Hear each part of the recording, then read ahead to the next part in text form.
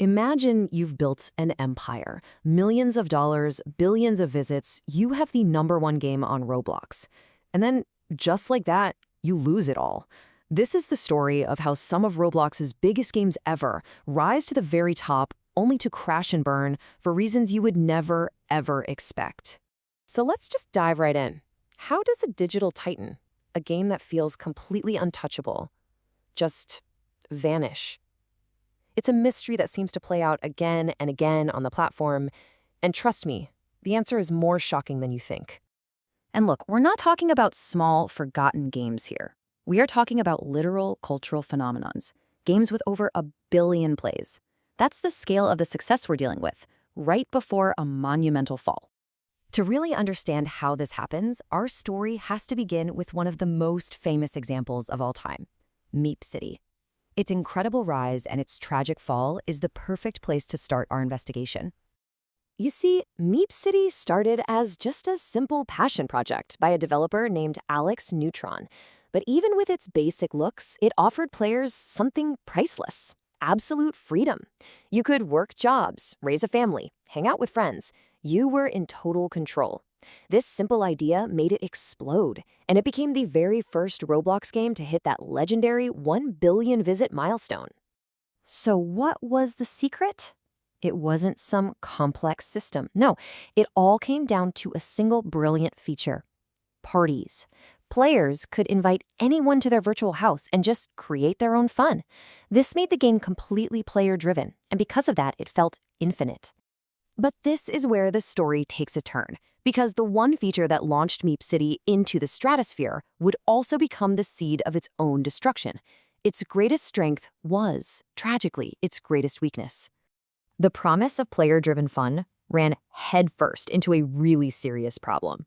With basically zero rules or moderation, the parties feature was exploited by bad actors, creating a genuinely unsafe environment for the game's very young player base. And oh, players noticed. The backlash was insane.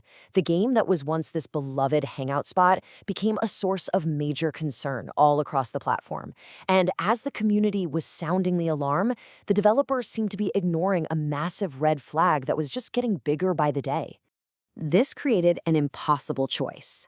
Alex could remove the parties feature to protect his community, which would almost definitely kill the game's popularity, or he could ignore the problem and just keep chasing those massive player numbers, no matter the cost to player safety. In the end, the choice was made for him.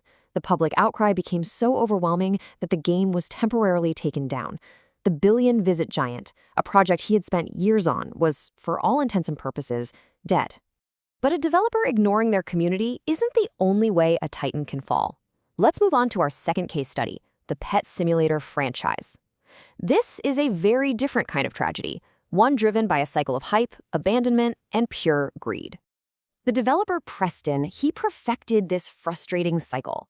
He'd release a colorful, super addictive simulator, it would get massively popular, and then he'd just get bored of making updates. So he'd abandon the game and announce a sequel, forcing millions of players to start all their progress over again.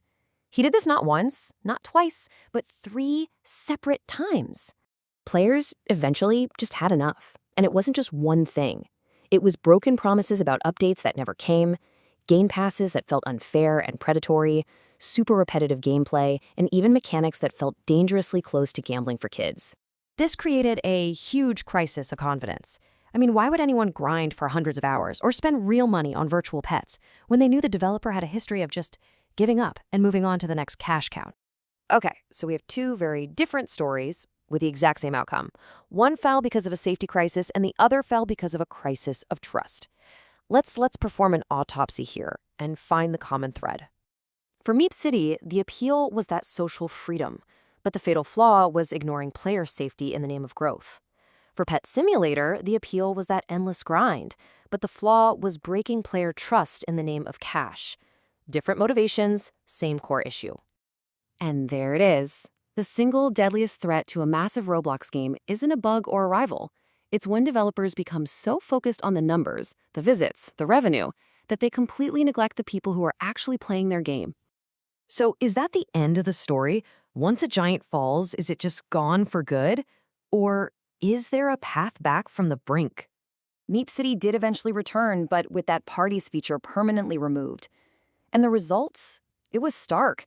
The game was safer, which was absolutely the right call, but it was just a shadow of its former self, holding on to only a fraction of its once massive player base.